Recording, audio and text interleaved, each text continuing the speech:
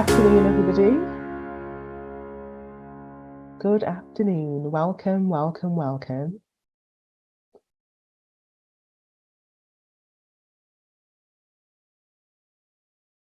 I'll just keep saying welcome as everybody's audio connects, otherwise you won't all get a hello. But it's really great to have you all joining us this afternoon. I know we'll have more people joining as well as we get started. But welcome and thank you for joining us. I'll just give a few more seconds and ramble a little bit while people are joining. But it's great to have you with us for this first Common Awards seminar of the year, webinar actually, obviously because we're online. And I'm really looking forward to this. My name is Selina, for those of you who don't know, I'm Selina Stone, and I am the Postdoctoral Research Associate in Theological Education at Durham with the Common Awards team.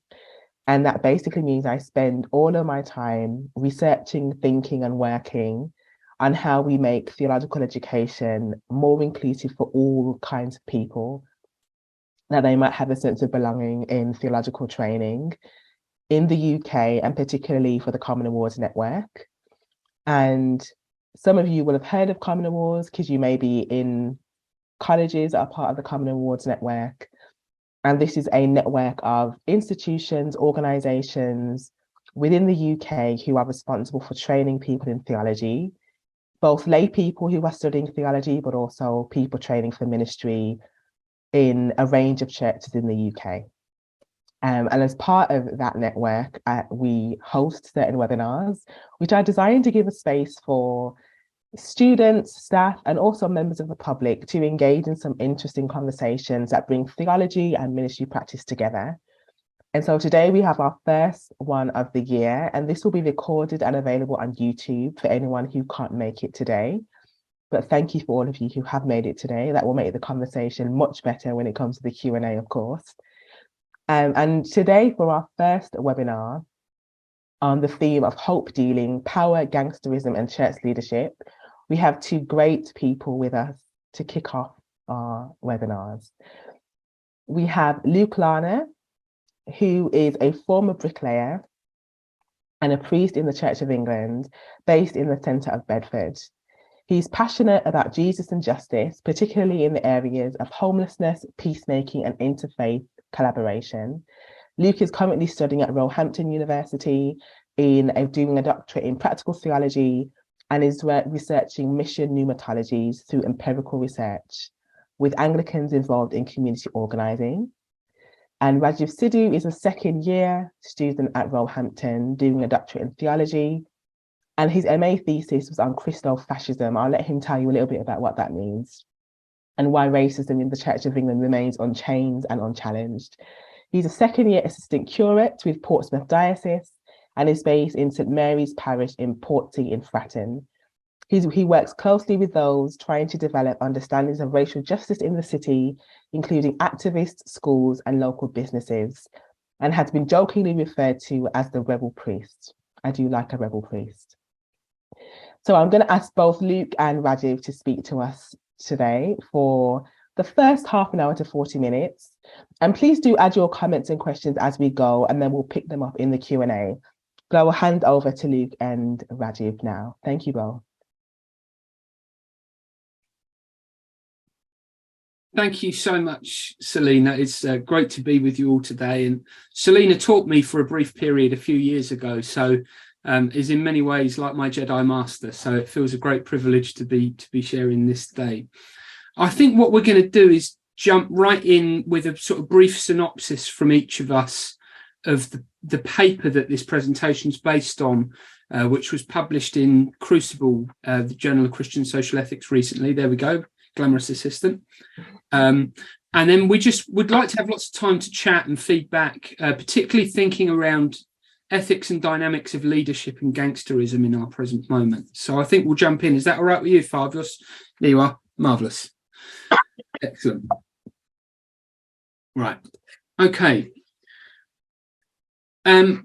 Selina's given a bit of an introduction to us both. I think part of what is behind the way we put this article together is something about what we each see from where we stand in different places.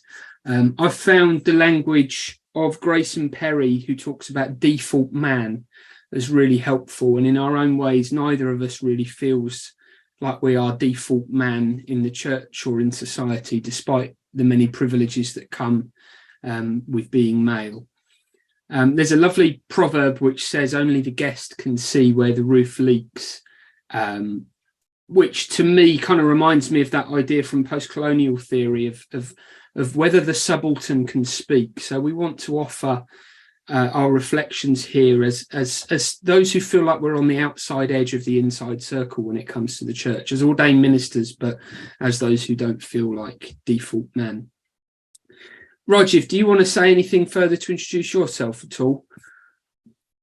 I think a little bio might be helpful here, that Luke and I came across each other in the bar at Cuddesdon, and it was a conversation around liberation theology, our sense of being at that marginalized edge, and also that intersectional engagement with class in the Church of England as well, and looking at a way of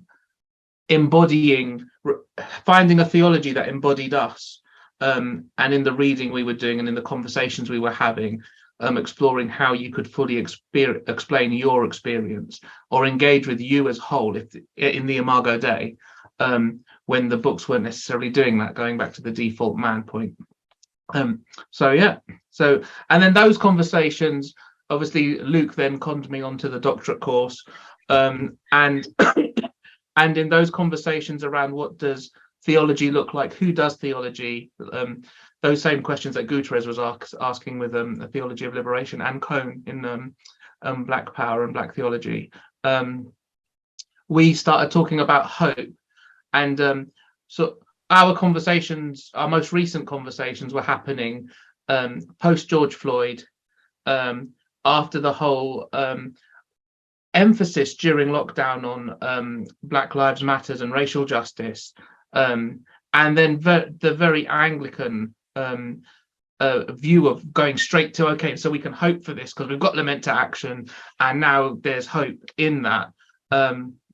And so that's where we started to find a rub, because if we use the example lament to action, that's 30 years of unactioned actions. So the fact that we've compiled them is probably not a reason. Well, you could argue it's a foundation for hope, but that's not the end. It's almost saying that the reasons for hope have been ignored. So it started with questioning hope, which segues back to you, Luke. Yeah, so the question or the topic of the issue of Crucible that this comes from, a bunch of us as emerging scholars, some great other folks, including Selina, who wrote a brilliant piece for it too, were asked the question, what is giving you hope for the next 10 years? And it was really interesting that all of us came back really wanting to challenge what do we mean by hope and why this push towards hope. We kind of riffed on this a bit with the title for today about hope dealing, which of course rhymes with dope dealing. And that came through a conversation that Rajiv and I were having in the library at Roehampton about, the old Marx thing about religion being an opiate of the masses. And what there's lots of ways of interpreting that, because opium was used medicinally to relieve people's pain, of course, and in morphine still is. So we wanted to think about, well, is the kind of religion that we believe in about treating wounds, or is it about numbing and pretending everything's okay? So that was how we came out with this, the language of hope peddling and hope dealing and things in this paper. And particularly in light of this huge apocalypse, really, that we've seen in the last couple of years with COVID and various other things, and a growing sense of apocalypse in the church, as you know, those of us that are in established churches, or what people sometimes call the mainline in the US, most of us are facing a huge crisis financially and numerically in terms of church decline. And we wanted to question some of the kind of narratives of growth and expansion and mission that are kind of doing the rounds.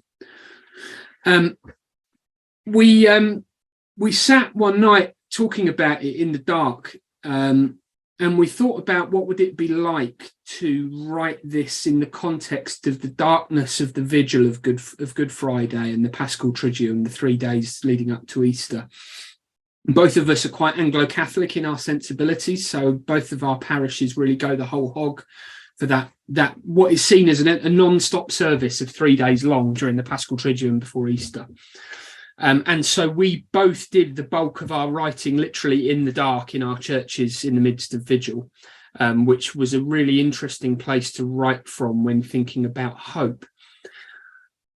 For me personally, one of the things that really struck me by that experience was sitting up at the back of our church in the darkness and the kind of luminescent whiteness of the body on the cross at the front of our church on the crucifix, this whiter than white Jesus portrayed in the artwork there.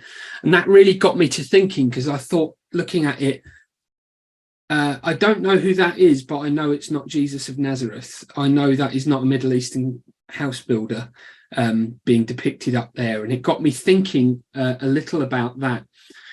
And we're going to go into that a little bit more, but there was something about that white body on that white Jesus of empire going through its own apocalypse.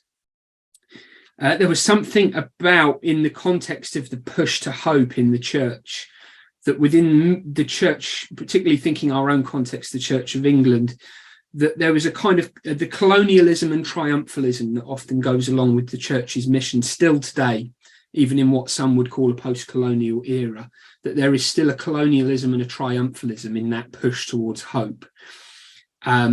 And I wrote a bit about the A word. So traditionally, you don't say the word hallelujah during Lent, those of us with the more Catholic tradition. In fact, in some places, they literally bury the word in the earth at the beginning of Lent. And I went to an ecumenical Good Friday vigil this year in Bedford, first one since lockdowns. And it was really weird because in our own church, we were really doing the whole goth for God thing with the altars stripped and, you know, images covered up and being nice and gloomy, which suits me down to the ground. But at this ecumenical vigil, there were people waving great big crosses and shouting hallelujah. And it was just such a strange juxtaposition that I was like, but we're not there yet. That's on Sunday. You know, we're not at the hallelujah yet. Now, I don't want to impose my own traditions on others, but for me personally, I found that jarring. And there was something about the waving of those crosses which felt very, very like it colonized that space, which was the same space where we'd had a beautiful first street iftar led by our local Muslim community, which I was invited to speak at earlier in the year, which there was a real feeling of hospitality and welcome and feeding everybody at that, which contrasted so much with the waving of these crosses and the loudness of it all, particularly having served in Luton for a long time, where, of course, Britain First have marched through Muslim majority areas waving crosses. So there was a juxtaposition in there. And then we wanted to look at another A word instead, which is apocalypse. And we drew from Catherine Keller in the idea that apocalypse in its original meaning means an unveiling or a revealing, and that we were going through these various apocalypses in our time through COVID and the church and politics and everything else. So I'll just read this quote from Catherine Keller, and then we'll jump into what we saw as 3 apocalyptics of Good Friday that we kind of reflected on. So Catherine Keller says, might facing the apocalypse in its ancient intensity help us face apocalypse in our own time? Such facing would not mean mere recognition, submission, acquiescence. It means to confront the forces of destruction, to crack open, to disclose a space where late chances, last chances, remain nonetheless real chances. Did you have anything else you wanted to say on that in the lead up? Well, maybe a bit about your experience of the vigil and stuff too. I thought you shared some really good stuff on that in the article.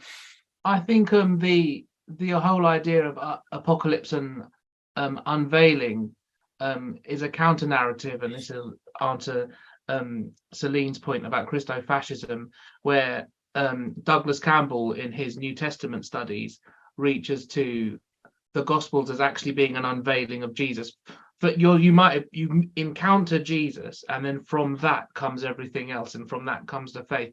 There's no sort of, as much as we might like to do in a course, easy line to A, B, C, this is faith. And so you constantly have those moments and meeting points. Thomas Merton and Sister Sophia Park write about the semicolon as the virgin point. In the French is the virgin point, which is, it's not the end of the sentence, it's a break and something new follows. And that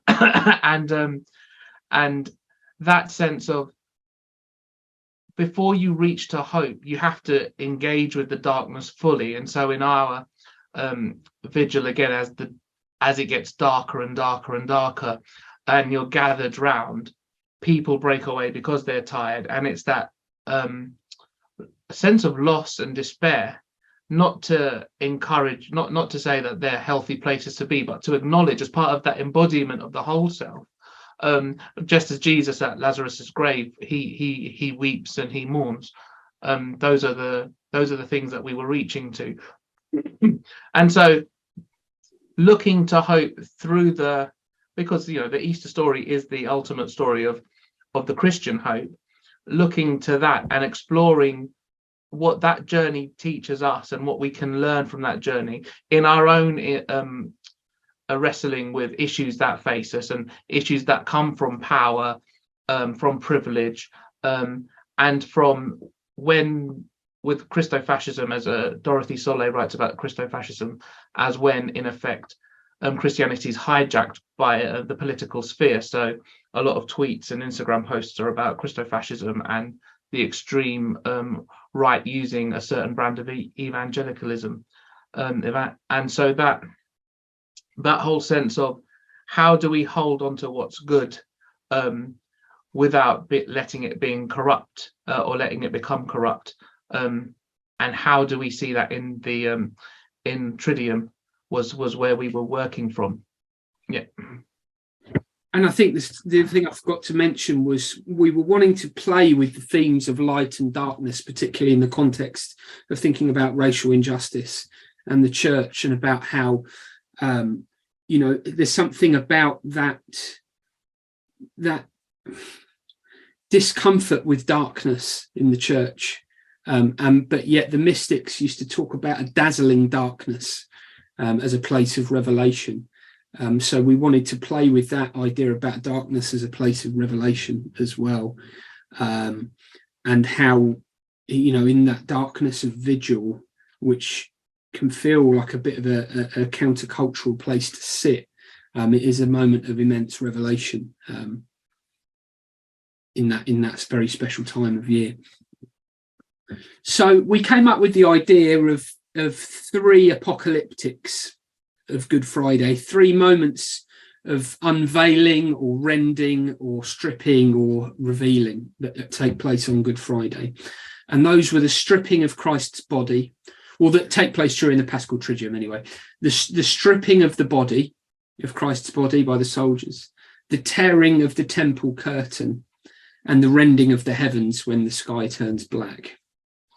And those were the three sort of moments in the Good Friday narratives, which vary a little bit in the different Gospels, that we wanted to play with. So the first place where we started, the stripping of Christ's body, which is, of course, a very violent act and a very oppressive act. And lots of kind of people working on trauma theology and other fields have talked about the importance of bodily consciousness and trauma and oppression. A good friend of ours was tweeted the other day saying, I know the body keeps the score, to use a popular term in that thinking, but I wish it could just hold off keeping the score for a little while. This was also in the context of the horrible assault of child Q, a student, a 15-year-old girl in a school in London, who was brutally strip searched by police officers in a way which is sadly more common than people would like to believe, and the invasion of privacy and what was a violent and oppressive act by people who represented the state, so let down both by her school and by the police force. And we started to think about this idea of gangster-like behaviour being committed by people in uniforms and people who represent the establishment. So the kind of gangster-like behaviour we've seen, for example, in the Metropolitan Police, where bad apples have had excuses made for them and covered up, and etc. But not only that, we wanted to play a little bit as well. I certainly was reflecting on that white Jesus that I saw up at the front of my church during the vigil, and about how that white Jesus of empire, that white Jesus that was remade in the image of the British Empire and its colonial mission history and the church's involvement in that, about how that Jesus was actually undergoing a bit of a stripping as well, in terms of the church's loss in its power and its place in society. We gave examples, we think for the first time in history, a diocese took a vote of no confidence in their bishop a year or two ago, which felt like an apocalyptic moment given that deference culture towards leadership that we have in the Church of England. And then, of course, the 1,000,001 research papers and newspaper articles talking about the terminal decline in terms of numerical attendance at church, and that Jesus of empire was beginning to have a bit of a fall. So then from that, we drew from a favourite theologian of both of us called Cornel West, who talked about this idea of gangsterism and about, Pontius Pilate and others as being like gangsters in palaces. And I'm just going to read this quote directly from Cornel West that comes from his book from 2004, Democracy Matters. And Cornel West says this: "Our leadership elite may still want to believe in democratic principles. They certainly profess that they do. But in practice, they've shown themselves all too willing to violate those principles in order to gain or retain power. The flip side of the nihilism of despair is this nihilism of the unprincipled abuse of power. When the lack of belief in the power of principles prevails, the void is filled by the will to power of the market, by the drive to succeed at the cost of others, rather than the drive to decency and integrity. In the poverty-stricken inner cities, this nihilism leads to street gangsterism, and in the halls of elite power, it leads to elite gangsterism." End quote. And what we wanted to talk about was the fact that while Cornel West was talking about politics, he's often referred to Donald Trump as the archetypal neoliberal gangster fascist in his gangster-like behaviour in the way that he ran the US as president. Actually, we can see some of that gangster-like behaviour sometimes in the church. I've just finished watching a documentary about a cover-up of a missing person and murder that took place in the Vatican, and there's strong suspicion that deals were done behind closed doors with the local mob. But actually, we're kidding ourselves if we don't realise that we can see some of this abandonment of democratic principles within the established church in the UK, particularly in this context of despair, this context of a loss of power and privilege, whereby people are so desperate to gain or retain power and influence for the church, be it for right or wrong reasons, that any kind of democratic principles are abandoned and the behaviour turns more towards something which looks like gangsterism.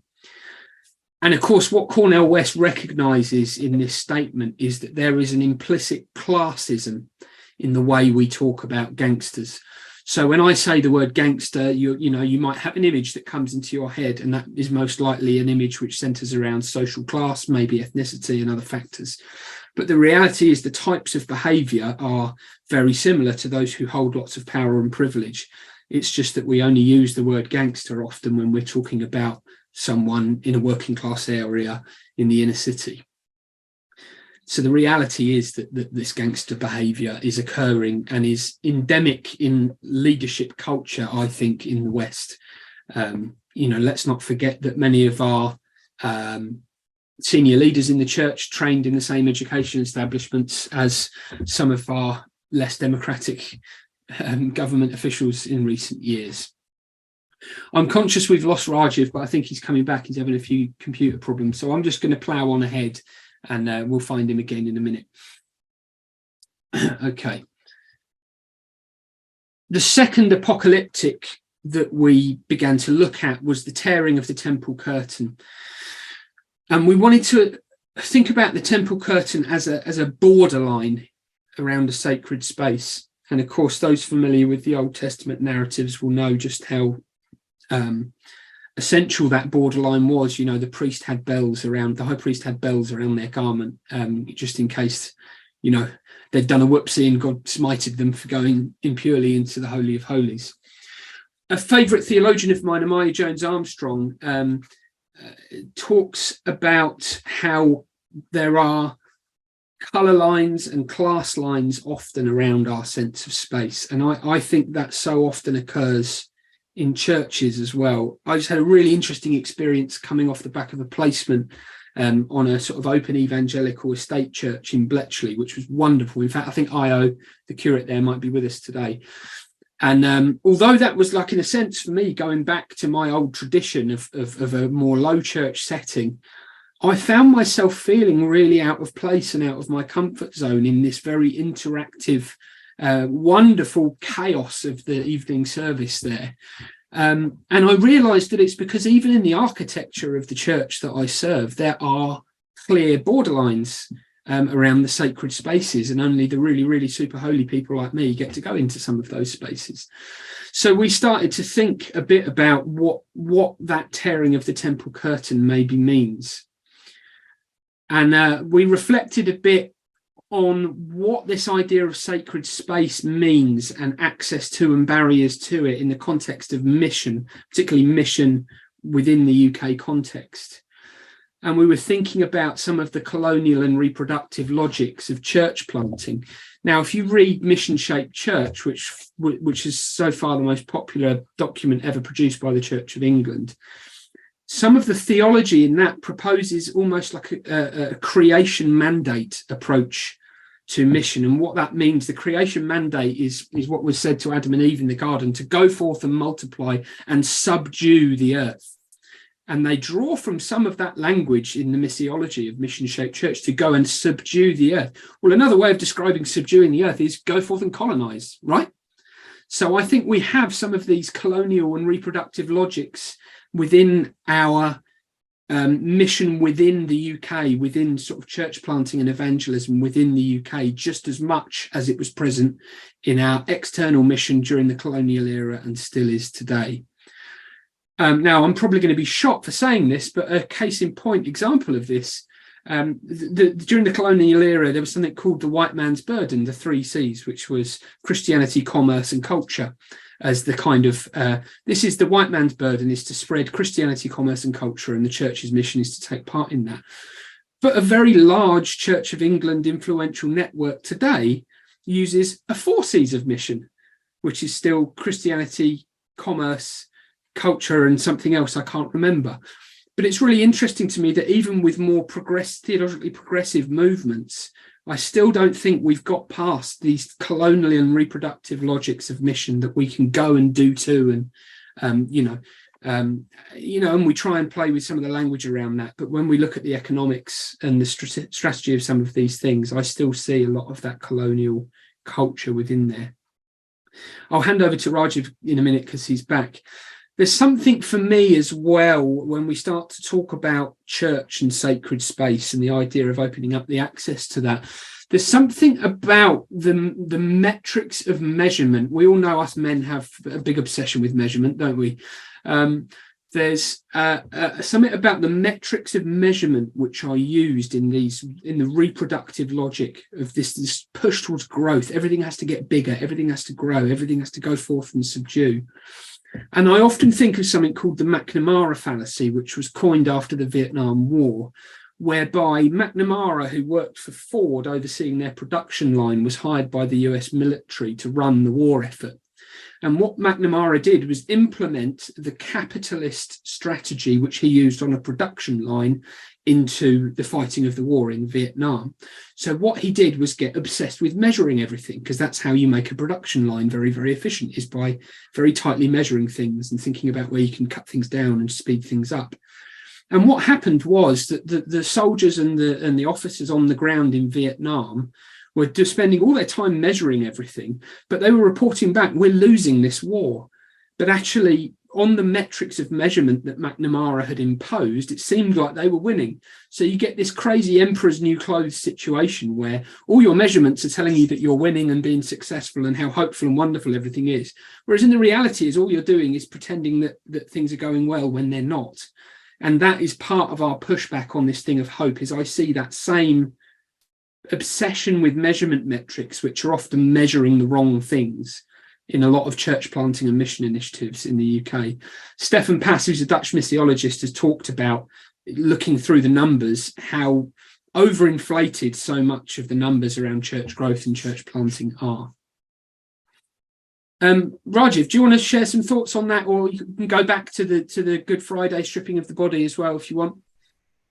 Well, I was did you mention about the pilgrimage paper and the idea of the church as pilgrim, when we were exploring pioneering, and that idea of rather than being the pioneer who comes in, jumps in and fixes everything, that particular paper focused on, well, what does it mean to be a pilgrim and to walk alongside people? And again, that's drawing a little bit on some of the Vatican II stuff that Guterres was responding to.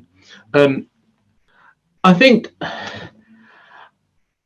the tearing of the curtain as well is about God being with us rather than anything we can do to get there. And one of the things I remember when I first preached on this as a teacher in a school was we measured out how the length of the curtain, and the fact it's torn from the top down shows that it's a divine action coming down. That's the whole apocalyptic bit. That's the whole God reaching to us. And so where is our sort of power and action in that? Well, it's in receiving God and being receptive to the presence of God amongst us. And I think for me, that's what that apocalypse and that moment is about. And that's what you get during the vigil, is that sense as it gets darker and it's midnight and it's cold and you're in an old stone church. There's the whole sense of nothingness, because there's nothing you can do. And even though you know that this is actually some priests I hear it described as the ballet of the liturgy, though it's part of that ballet, it's acknowledging that there are times in life when you have that moment, and then circling back to some of the conversations about racial justice that we're having, and what we were doing at the time. And there are times when there are immense frustrations and hopelessness, and then God tears through. And there are moments, I think everyone has it in their stories, where I preach sometimes and say that this God stuff's real, because we talk about it all the time, especially when you've got a collar around your neck. But God is real, God moves. And sometimes when you get to that point, the semicolon point, that's when God moves. Dorothy Soleil describes it as the silent scream that happens before you have that moment. Yeah. Is that helpful? Really helpful, thanks. Yeah, that's I love what you said about the God coming through to us. It really reminds me of some of the work that people like Al Barrett have done on interrupting the church's flow, and what kind of flow of power and resource and influence are we seeing here, and how might God be interrupting that? Thank you. And so the final apocalyptic that we talked about was the rending of the heaven, which is, I believe, only recorded in John's Gospel, but my memory is a bit wonky today because I'm tired and full of cold. But some of the reflection around that, Rajiv, you wrote most of that chunk, so do you want to reflect, and then I'll share some of my own thoughts on that, which is where we're going to have an argument about Karl Barth and Alfred North Whitehead. But let's do the bit that's actually from the article first. I can see Simon Cross smiling. Pardon? I can see Simon Cross, my fellow process bro, smiling in the background there. I think the rending of the heaven is a reminder that this is a cosmic event more than a global event. This is earth-shattering in its fullest. And it's easy to forget that when you're just constantly talking about mass or communion and visits, etc. But actually, you know, De La Torres writes that Christianity is a badass religion. And if you, depending on your eschatology, you know, the rending of the heavens and the harrowing of hell are powerful images and ideas. I was teaching womanist theology on Tuesday, and we were talking about Hagar, and Delors Williams's point about Hagar being found in the wilderness, and God seeing her and naming her,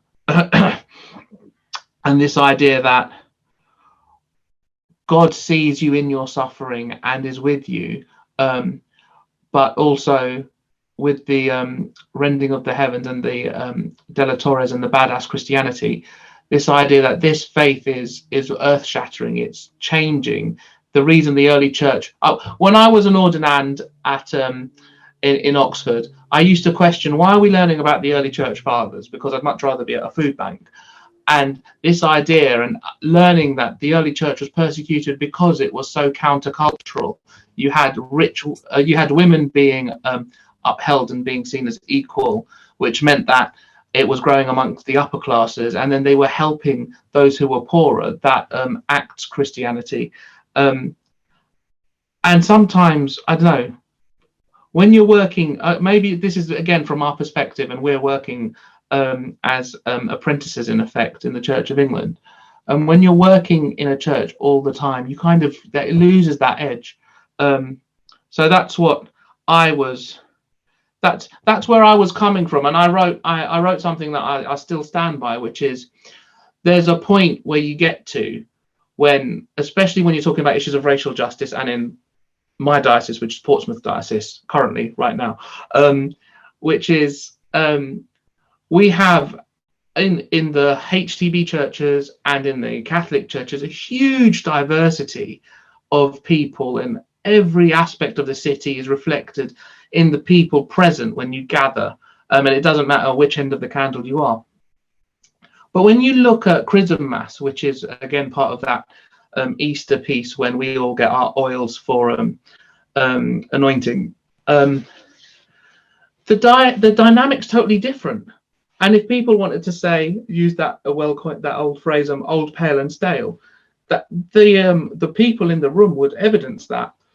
And for me, that's one of those moments when you do scream to heaven, because you think, how are we not reflecting the diversity, not even of the world? You know, the question is, how are we representing? If we're the Church of God in this place, why is it that the clergy don't reflect the people, and what's happening there?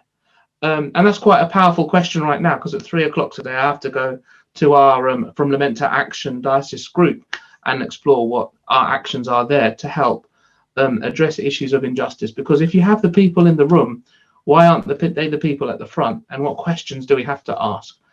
So that's where I was working from and to, and that's what I reached to in that section. And I think, like, part of that rending of the heaven for me is just the having come from a hardline Calvinist Reformed theology historically. For me, it was to really wrestle with the question of what if it's not all going to be okay when the heavens are torn open. And Catherine Keller wrestles with that in the book Facing Apocalypse, because she's talking about the climate crisis.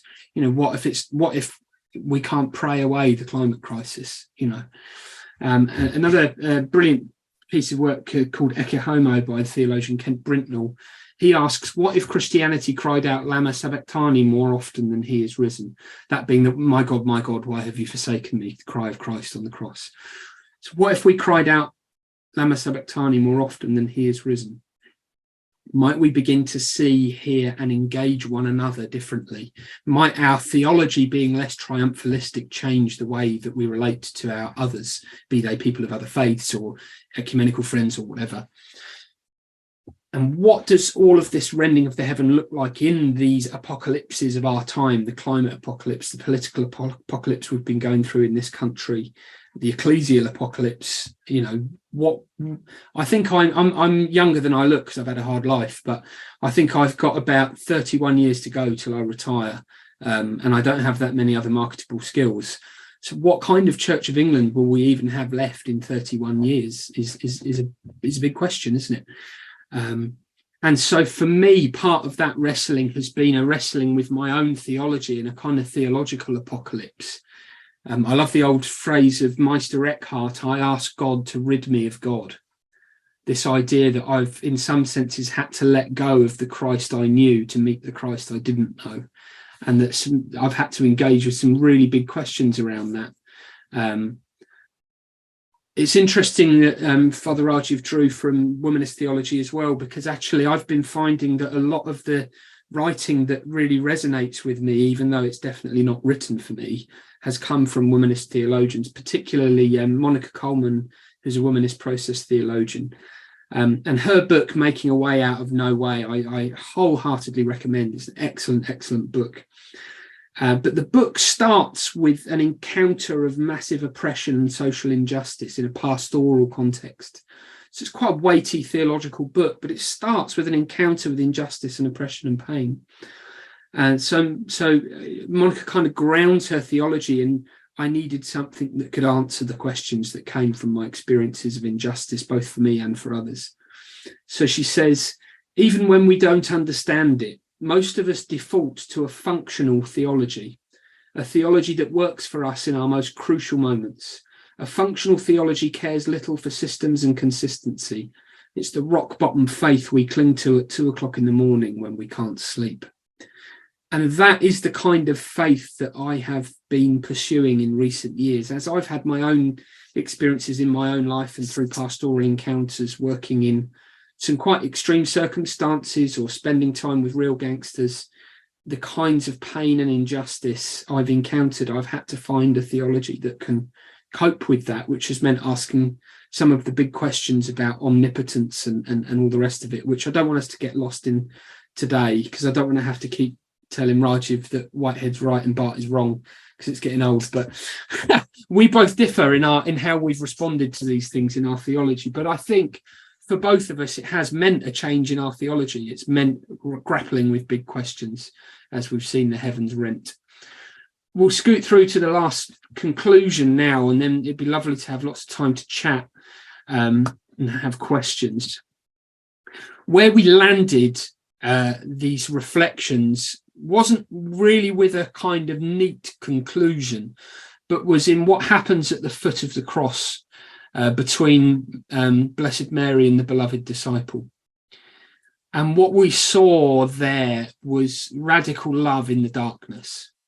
What we saw, maybe, although traditionally people talk about the day of Pentecost as the birth of the church, what if we imagined the foot of the cross being the birth of the church, where Jesus creates this new family and community by saying, "Son, behold your mother, mother, behold your son," to Mary and the blessed disciple. In that moment of anguish, is that a kind of place for reflecting on the church that might work better for us in the time of apocalypse that we're in? We reflected on, it's interesting, I mean, most people assume that John is the beloved disciple, but that identity is never confirmed through John's gospel. So we started to talk about, what does it mean for us to love this unknown beloved disciple? Who is the beloved disciple we are being called into radical love in the darkness within our own contexts? And we reflected a lot on this idea of solidarity as an aspect of radical love. And Catherine Keller has written about how solidarities are the only hope for our species and our planet.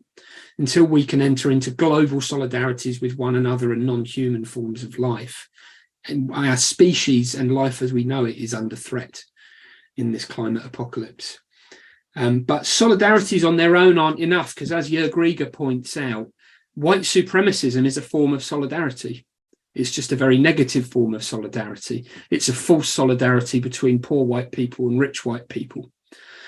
actually what we need are deep solidarities, as Jörg Rieger calls them, or intersectional solidarities, I prefer, from a scholar called Fernando Tormos, whereby they are solidarities that pay attention to the different ways that different people are experiencing oppression, sometimes multiply, due to gender, sexuality, race, class, all kinds of other things, disability, etc., etc. So what does it mean to create deep intersectional solidarities of love in the darkness in this moment, and how might that change our approach to church and to mission? Did you have anything you want to say on that, Rajiv? Well, I wanted to ask you a question, seeing as Windows let me down. Did you explore gangsterism? And that got a slide on that next, if we want to get onto that a bit more. Yeah, because I think going back to the title, that idea of that was, I think that hasn't come out so much in our conversation so far, is that deliberate use of the word gangsterism coming from Cornel West. In his example, describing Trump at the time as being a gangster a neo-fascist gangster in the White House, were his words, and this idea of power, which post-colonial critique reaches to, but that particular presentation of power and lack of consequence, and I thought that would be quite an interesting thing to open up now. So. Yeah, let's do it. So I was just reflecting on this, partly from some conversations and experiences over the recent months and different kind of hot topic issues on Anglican Twitter, etc.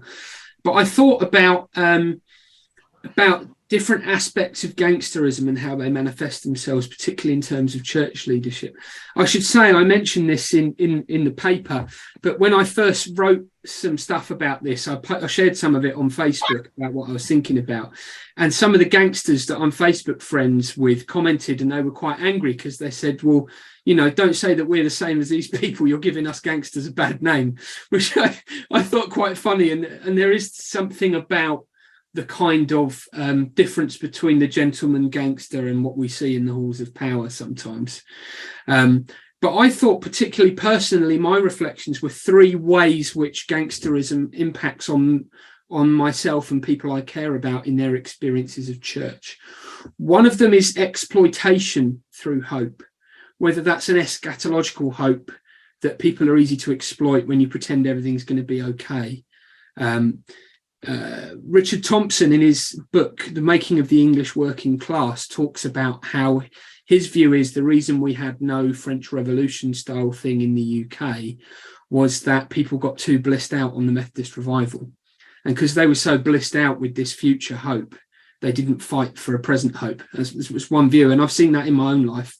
But also, I think for those of us that train for ministry in the church, that come from those kind of subaltern backgrounds for one reason or another, there's this hope of a better life. There's this hope of the opportunity for, in my case, an education I never would have been able to have access to. You know, I was a brickie. I had no university education or anything before going into ministry. And so this hope of a better life makes you very easy to exploit, because then, you know, you don't want to put a foot wrong or say the wrong thing in case that hope gets taken away from you.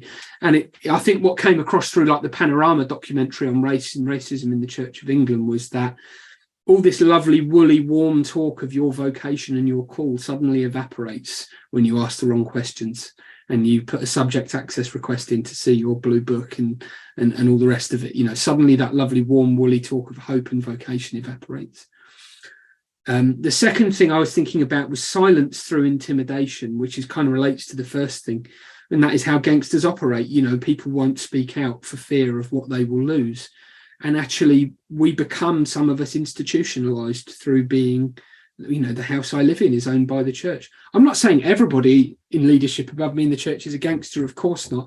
I have a fantastic relation with my bishop, Bishop Richard, the Bishop of Bedford, and he's gone to bat for me on several occasions and has been a wonderful spiritual leader. But I'm saying these are behaviours which we are, and many others, experiencing. Then the final thing was kind of power through reputation. And I think some of that relates to that talk about measurement that we got onto earlier, that, there is this kind of brand police that shut the conversation down anytime anything critical is said about certain movements. Anytime you want to question the narratives of growth, the brand police come out because they have their power through their reputation. And if you question the success and the veneer of various powerful movements in the church at the moment, be they church or parachurch, suddenly the brand police come for you because you're taking away their power by attacking the reputation. Or certainly that's how that's perceived. I'll hand over to you, Father. I won't say any more because we're 10 minutes over our allotted spiel. But the challenge with all of this is, how do you navigate? And this is the ongoing conversation. How do you navigate being the Church of Christ in whichever church you are? We're talking from a specifically Church of England perspective, but also engaging with those who are oppressed. And the ordinal, when you're ordained deacon, the orders from the bishop in effect are to go out to the marginalized and the oppressed, and to listen and walk alongside them, and to be the church amongst them. And so very early on, when I was training and grappling with liberation theology, I came across Iris Marion Young's 5 Faces of Oppression, which are marginalization, exploitation, violence, cultural imperialism, and powerlessness. And they speak to all of the aspects of the anti-solidarity of gangsters in palaces that Luke's been speaking about. But you have this challenge to be in any leadership, because prior to this collar, I wore a tie because I was assistant head teacher. So you always have leadership and you always have power in an institution. And I remember it was a Christian college that I was assistant head of, and as soon as you became senior leader, you got a book from the head teacher saying about being a servant leader. But it was a very evangelical book that within it the theology was questionable, about the Billy Graham rule of not being left alone with a woman and things like that. So what would servant leadership look like to the world, and is in a institution that can be very difficult to change, and can be very difficult to enact change in, which is Luke's point. And just to touch on his final thing, just very briefly, in some conversations, I know clergy refer to the Church of England, particularly as the company, like the East India Dock Company, in that a lot of missionaries like Henry Martin, who went out to as missionaries with the East India Dock Company. In Henry Martin's case, the example, but he writes that it could have been any company. He didn't care it was the East India Dock Company. He had no loyalty to the company in Henry Martin's case with the East India Dock Company, but it was the fact that he got to go out and be ministers. And so for a lot of ministers like Kenneth Leach, like Father Doling, like Joe Williamson, because that was before female ordination, those examples, where you're constantly walking a line between having a house that's owned by the company, having a stipend from the company, but also preaching in your context authentically. And it's both a blessing, a blessing and a privilege, but also a challenge at times, isn't it? Yeah. Yeah, I always think of that phrase of Jesus: foxes have holes, birds of the air have nests, but the Son of Man has no place to lay his head. And you could easily think the foxes is a reference to Herod, who he called a fox, and the birds of the air is the Roman imperial eagle. And he says, whether it's religious power or state power, the Son of Man has no place to lay his head. Shall we ping back to Selina? Thank you both so much for all that you have shared. There's so much richness in the conversation you've been having, and the way that you've engaged with each other has been fascinating to watch as well. It feels like we've just been eavesdropping on a really great and rich conversation.